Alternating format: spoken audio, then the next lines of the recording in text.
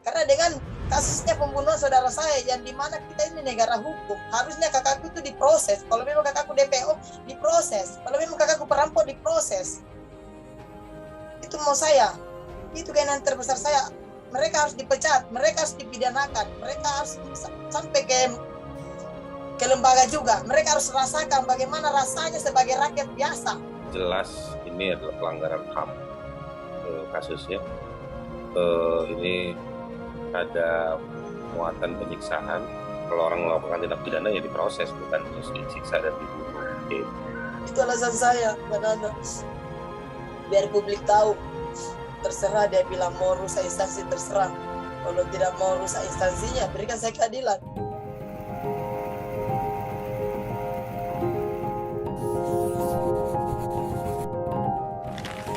Surat ini saya terima dari Ernawati, seorang ibu rumah tangga di Makassar, istri seorang polisi yang mencari keadilan untuk almarhum kakaknya yang tewas secara janggal ketika ditahan kepolisian. Lewat surat yang ia sampaikan, Ernawati meminta saya dan Narasi untuk menggaungkan cerita ini, sembari terus berharap kasus tewasnya sang kakak bisa menemui titik terang. Ernawati berharap setidaknya kalian mendengar kisah ini sebagai peringatan akan ketidakadilan yang mungkin menimpa siapa saja di kemudian hari. Cerita ini dimulai pada 24 Juli 2019. Hari di mana kakak Ernawati, almarhum Kaharudin, ditangkap polisi atas dugaan pencurian kendaraan bermotor. Ya, ini jadi suratnya udah terima, Bu. Teman-teman Narasi juga udah baca gitu. Jadi di hari Rabu ya, tanggal 24 Juli 2019 itu apa sih, Bu, yang terjadi, Bu? Jam 9 pagi saya diketuk rumah saya sama Hayati, teman wanitanya almarhum. Hayati bilang tidak tahu, tidak jelas kasus apa karena tidak ada surat-surat yang dia kasih lihat. Itu datang ke rumah jam 9 pagi untuk ngasih tahu kabar kalau almarhum kakak ditangkap polisi. Iya, dia bilang Polda. Dia kan orang awam, nggak tahu, dia bilang dari Polda deh. Jadi saya cari tahu Polda ada dua poskonya itu di Pasar Tegal sama Hertasni. Jadi dua tempat itu saya cari, ternyata keduanya saya dapat kakakku dengan bukti kendaraan kepemilikannya ada di situ, yang motor 3 itu ada, Ninja itu. Sampai ke posko Resmob di jam 2 siang, saya ketemu sama itu, dia bilang sama saya bahwa kakak Anda sebentar pengembangan. Nah, setelah itu saya dapat kabar jam 3 sore di Rumah Sakit Bayangkara, katanya kakak saya sudah meninggal dunia, dan di mana beritanya itu viral di media ini Facebook. Di situ saya lihat beritanya. Jadi pihak kepolisian tidak memberitahukan langsung kepada saya ataupun kepada Ibu Hayati bahwa Kaharudin sudah tinggal nama. Nah, sudah setelah saya hendak pikir panjang, saya ke Bayangkara jemput mayatnya. Lalu saya teriak, saya bilang saya mau otopsi, tapi bilang sama saya, nggak usah, Bu, kesini dulu saya jelaskan. Saya tahu ibu, saya kenal ibu seorang Bayangkari, saya kenal Samita. Jadi saya tanya baik-baik, kasus apa kak? Kasusnya apa ini kakakku? Dia bilang, sini Bu, kasusnya ini ada 8 LP, yang dimana 8 LP itu semua curat.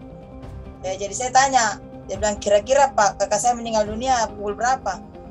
Kakaknya ibu meninggal menghembuskan napas terakhir sekitar 10 pagi, Bu. Jadi mayatnya itu sudah jam 11 siang sampai di sini, Bu. Jadi Kaharudin sudah meninggal dunia sampai di Rumah Sakit Bayangkara. Kami tinggal membersihkan. Coba jam 7.23 almarhum keluar dari rumah keadaan sehat, dipapa dengan polisi semua kan di borgol. Jadi kata Bayangkara menghembuskan sekitar jam 10 pagi. Di pukul 6 sore, pas menjelang maghrib, saya sampai di rumah duka, saya buka mayatnya. Saya histeris, saya telepon Aibda. Bilang, kenapa ada luka-luka kakakku ini? Bagaimana tanggung jawabmu ini? Tuh, katanya kakakku tidak apa-apa, kenapa ada luka-luka ini, kasihan. Dia langsung tutup teleponnya, tidak mau banyak bicara. Dia bilang, oh iya, tunggu Moko, saya akan tuntut kalian. Yang tadinya saya tidak akan nuntut di Rumah Sakit Bayangkara, karena dia bilang kan cuma mati ditembak. Nah, ternyata kakakku luka-luka. Saya buka, saya langsung histeris, saya video. Saya memang akan persiapkan semua bukti-bukti, baru saya laporkan. Ernawati yakin kasus ini penuh keganjilan. Karenanya ia bergerak untuk dapat mengungkap apa yang sebenarnya terjadi, menyambangi pihak-pihak terkait agar kematian sang kakak diusut tuntas. Berarti memang sampai sekarang kan langkah hukum juga Bu Eno sudah upayakan terus gitu ya? Langkah hukum saya ke propam, minta keadilan atas kematian yang tidak wajar saudara saya. Kedua, orang propam ngomong, kalau ibu mau kasus ini sampai dipidanakan, sampai ke bawah ke meja hijau, ibu harus buat laporan polisi SPKT. Jadi saya atas arahan mereka saya ke SPKT buat aduan untuk tindak pidananya. Itu dia. Setelah itu saya tidak cukup sampai di situ karena gelar perkara. Ternyata mereka mau menawarkan sejumlah uang dan damai. Setelah itu saya sudah berpikir sendiri, aduh kayaknya tidak baik ini. Sepertinya mereka meremehkan saya. Akhirnya saya lapor ke ombudsman, yang dimana pada saat itu mereka tidak transparan. Tapi ombudsman memberitahu saya bahwa almarhum ditangkap karena adanya laporan polisi 8 LP. Katanya tindak kejahatannya almarhum. Tapi dengan temuan saya bahwa kakak saya ternyata menjalani masa tahanan rutan pada saat dituduhkan 8 LP itu, salah satunya diantaranya yang di Bone itu sama-sama saya di Palopo. Ternyata LP itu tidak ada di Sinjai, tidak ada satupun di Sinjai. Jadi saya bingung juga di situ, saya harus kemana? Oh, jadi memang ketika Ibu berusaha untuk menyelesaikan kasus ini gitu ya, itu memang ada tawaran-tawaran uang gitu ya? Jadi pertama itu di KBP, tapi perwakilannya anak buahnya AKBP yang wakili. Dia pikir saya mau betul-betul uang. Ya saya dipertemukan, dia bilang ada itu uang Bu, tapi bukan uang sogokan Bu, ingat Ibu nah, bukan uang sogokan, bukan uang apa Bu, pokoknya dikasih saja uang, begitu. Saya tahu tujuan mereka, jadi saya tolak, saya pulang. Setelah itu saya ini lagi, sampai di gelar perkara tanggal 4 bulan 6, saya dimingi lagi Bu, jangan, bukan orang lain, kalau bisa Bu cari jalan baiknya. Saya tidak mengerti, saya kan bukan polisi, cari jalan baik itu maksudnya apa, uang. Nah setelah itu saya telepon tanggal 18 sama penyidik Pak. Dia ngomong sama saya, bisa kita datang Bu, kapan Pak? Besok Bu bisa, jadi tanggal 19 bulan 6 itu saya datang ke ruangannya, tapi bukan di ruangannya Pak, ruangan sebelah. Jadi saya bilang, dia bilang apa sih mau? Saya kan sudah dari awal Pak, saya sudah jelas bahwa saya tidak mau uang. Saya tinggalkan kan, saya tolak permintaan maafnya. Kedua, saya sudah jawab, saya minta diproses hukum, apapun perbuatannya Ibda, tolong diproses. Karena dari awal saya tidak mau, memang saya mau kasus ini dilanjut sesuai dengan sumpah saya kepada saudara saya sebelum meninggal dunia, bahwa saya tidak akan hidup tenang Kak sebelum orang ini semua dihukum juga, minimal dia dipecat.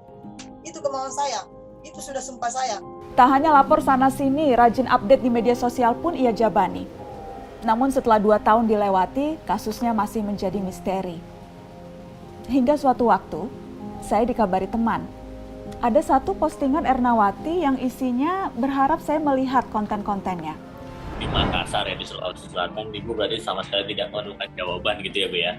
Terus akhirnya yang bikin Ibu harus terbang ke Jakarta gitu. Iya, karena suami tidak tega, tiap hari saya nangis Mas. Demi Allah saya nangis tiap hari. Dia sudah kasih sama saya, menikah ke Mabes. Cuman itu omongannya, tapi saya tidak punya uang ke Mabes. Jadi saya bilang, Pak, tidak akan tenang hidupku, bisa tidak kau pinjamkan saya uang di koperasi? Jadi suami saya pinjamkan uang di koperasi dengan gajinya dipotong 15 juta, 1 juta 1 bulan, 80 sebulan bayar. Bilang pergi mau ke Jakarta, hati-hati kok. Cara saya mau ke Mabes tapi saya ragu, jadi saya harus bertemu Pak Haris Sasar dulu. Saya Haris Sasar, beliau menyarankan saya langsung ke Mabes. Setelah ke Mabes ke Komnas HAM. Jadi saya menyuruh ke Komnas HAM, tapi saya pikir lagi, Ibu Naswa itu berani ya, pasti saya harus ke sana ini, saya harus ke sana, biar apapun resikonya. Jadi saya ke Trans, hari pertama saya nggak ketemu, hari kedua saya cari lagi, tidak. Saya bilang, sebelum saya pulang ke Makassar, saya harus ketemu Mbak Nana, saya harus ngomong, Mbak Nana harus tahu. Dengan modal keberanian saya ketemu Mbak Nana, saya panggil, tapi pada saat itu, saya kesulitan juga. Satpamnya Mbak Nana marah saya dan tidak gampang mau ketemu, apalagi corona. Tapi karena Allah berkehendak, saya dipertemukan Mbak Nana waktu itu. Mendengar apa yang dilalui Ernawati, hal pertama yang kami lakukan adalah mengejar klarifikasi dari pihak kepolisian.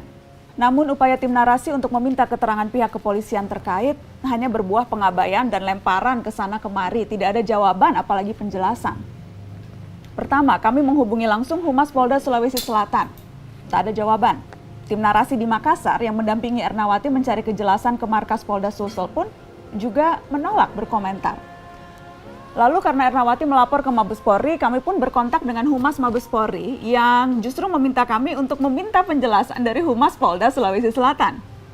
Kami kembali menghubungi Polda Sulawesi Selatan untuk mendatangi langsung pejabat terkait. Tapi lagi-lagi tak membuahkan hasil. Pihak kepolisian baik pusat maupun daerah tidak ada satupun yang bersedia menjawab berbagai pertanyaan kami. Ernawati tak berjuang sendiri. Langkahnya mengadu ke berbagai pihak jadi bukti. Postingan di media sosial pun ia pakai untuk mengumpulkan dukungan dari yang peduli. Uluran tangan itu awalnya datang dari Lokataru, lembaga sipil untuk mengadvokasi masalah hukum dan HAM. Menurut saya kasusnya dua. Satu kasus pembunuhan terhadap kakaknya. Ini sih jelas ini adalah pelanggaran HAM kasusnya. Ini ada muatan penyiksaan, pembunuhan terhadap kakaknya Bu Ernawati yang dituduh melakukan tindak pidana. Gitu. Tapi kan kalau orang melakukan tindak pidana ya diproses, bukan terus disiksa dan dibunuh. Gitu. Yang kedua ya terhadap upaya pencarian keadilannya itu jadi kasus menurut saya. Sebetulnya apa yang bisa dilakukan oleh korban seperti atau keluarga korban seperti Ernawati ini ada banyak ya petanya di Indonesia. Menurut saya dia sudah cekatan ya menempuh segala hal, dipenuhi syarat-syaratnya dia sudah lakukan. Sudah cukup sempurna sebagai seorang warga untuk mencari keadilan bagi dirinya dan kakaknya, itu sudah cukup sempurna menurut saya. Tapi memang mentok semua.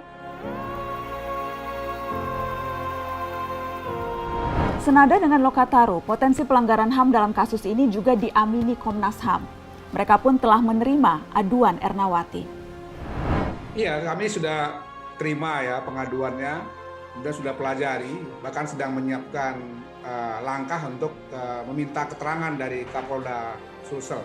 Memang secara nyata ada peristiwa kematian yang kalau kita ikuti dari fakta-fakta yang diberikan pada kami, misalnya CCTV dan keterangan dari berbagai pihak, termasuk dari adiknya ya, Ibu Ernawati ini, memang ada keganjilan.